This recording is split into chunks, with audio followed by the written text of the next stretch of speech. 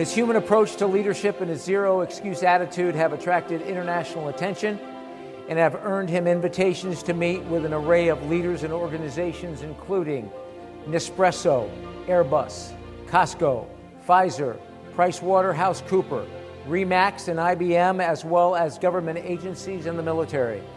He's also had the honor of sharing his ideas with ESSEC Business School of Paris, the Military Cybersecurity Symposium, the Ministry of Economic Development, the Ministry of Foreign Affairs, and with senior leadership of the Canadian Armed Forces and the Department of National Defense. He has accepted the role of spokesperson for the Heart and Stroke Foundation of Canada, and his first book has rapidly become a bestseller and has been chosen favorite on French radio and television.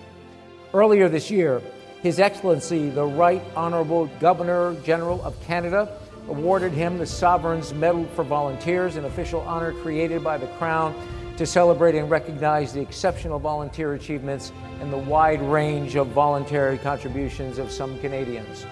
This medal honours their passion, their dedication, and their commitment both in Canada and abroad. Ladies and gentlemen, our speaker this afternoon is invited to speak around the globe at over 75 events per year, and today we are very happy to have him here with us. Without further ado, ladies and gentlemen, it is an honor to introduce to you Mr. Stephan Maighan. Alors faites-moi honneur, veuillez accueillir Stephan Maighan. Mesdames et messieurs, ladies and gentlemen, accueillons Monsieur Stephan Maighan.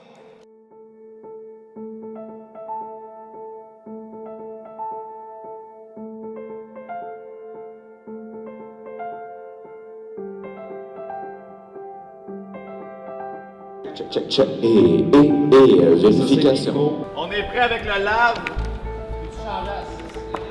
Ouais. We're on it. Good. Merci. Est-ce qu'il y a quelqu'un qui peut tasser le podium pour moi?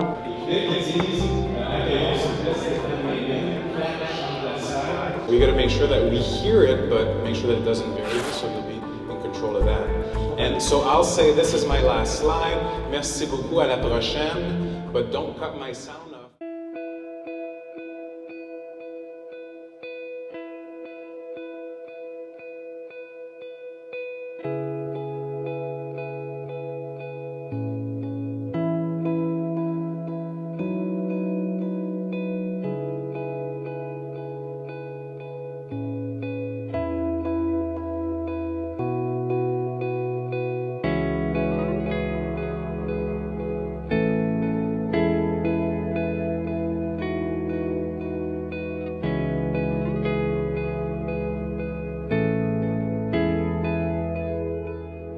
Why is it important as a leader within an organization? Well, we have to remember that people watch us a lot more than they listen to us. So if I say something, it's a good start, but I need to be it first. I need to do it first if I expect my people to do it.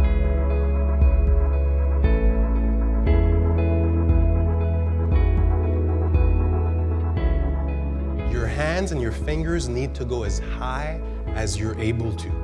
They need to be at its maximum. So once you're at your max in height, leave them there. As soon as you're as high as you're able to reach, some of you are standing up, I like that.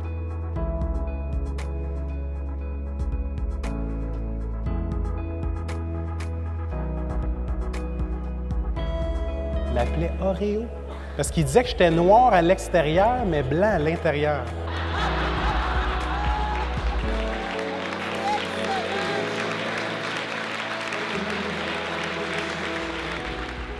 I played hockey also. Any of you see me in the arena somewhere? Where am I in the arena? Goalie. I love you guys, the ones that said goalie, because I've heard before, the puck. I've heard them all.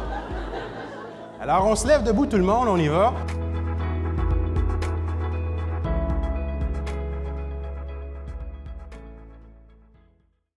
But I'm going to leave you with this last slide, and I showed you this picture before. It's a picture of my mom and I. I was 7 years old. She was 28. You remember that she paralyzed when she was 28. That day was a huge day for both of us. It was the first time that she got out of the hospital. We thought for a very long time that she would never leave the hospital.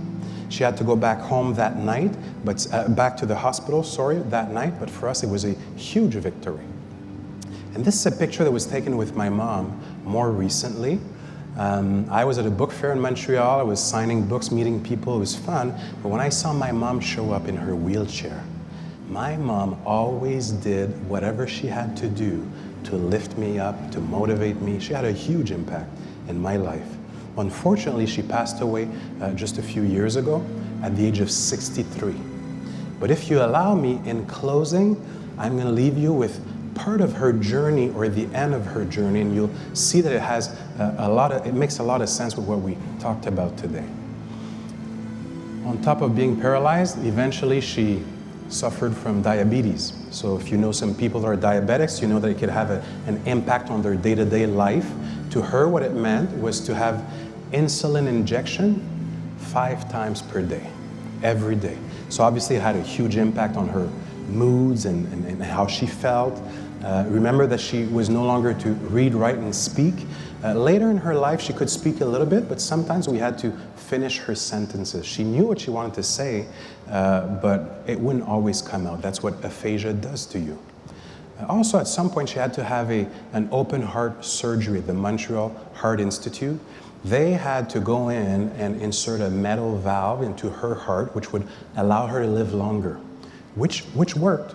It did. She did live a little bit longer, but since that operation, every 3 months or so, she had to be re-hospitalized because her lungs were taking in water.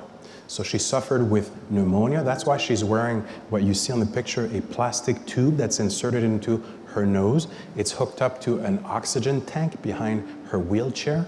She had a hard time breathing.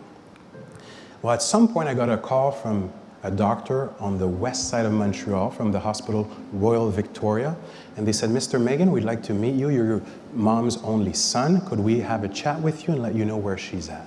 And I said, yeah, absolutely. So I met the team, and they said, well, what's happening to your mom right now is that both of her kidneys are now at a capacity of less than 12%. I said, well, I don't know much about kidneys. What does that mean? What will we have to do?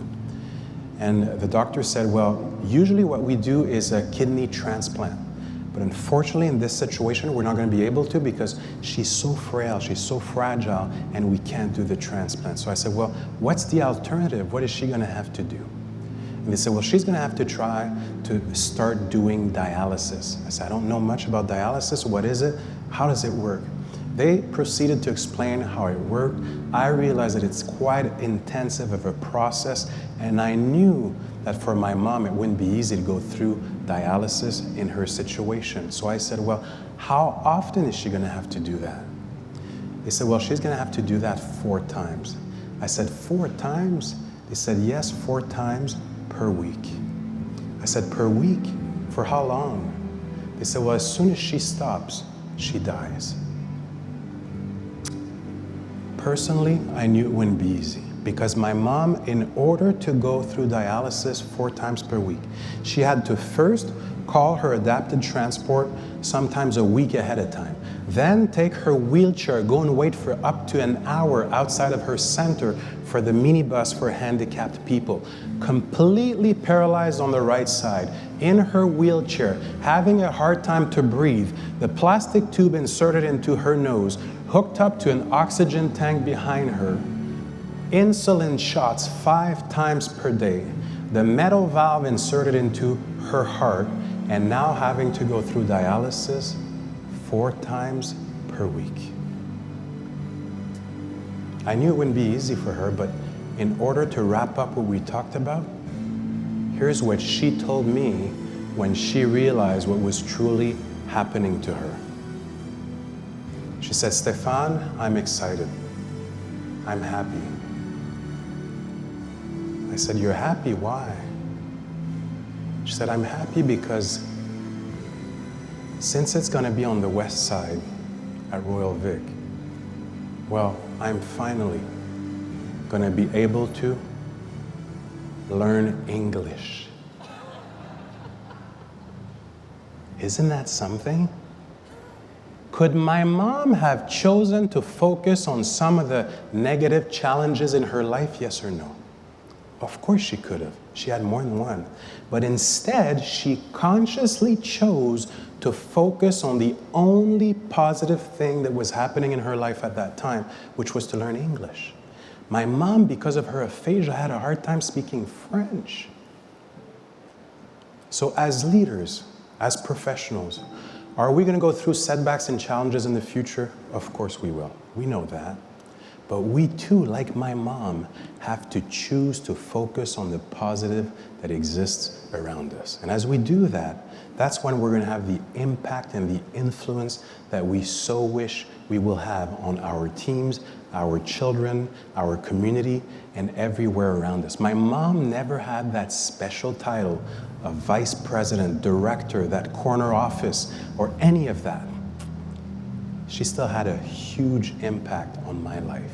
And when she passed away, I made a vow and a personal commitment that for as long as I breathe, I will always keep on sharing her mindset, her attitude, and make sure that her suffering in her life was not in vain. So I hope that I'll get to see you again at some point, maybe during an event or later on at the meet and greet. But if I don't, starting today, make the rest of your life the best of your life. So thank you so much for what you do in your professionalism. Have a great rest of the day. Thank you very much. Thank you very much.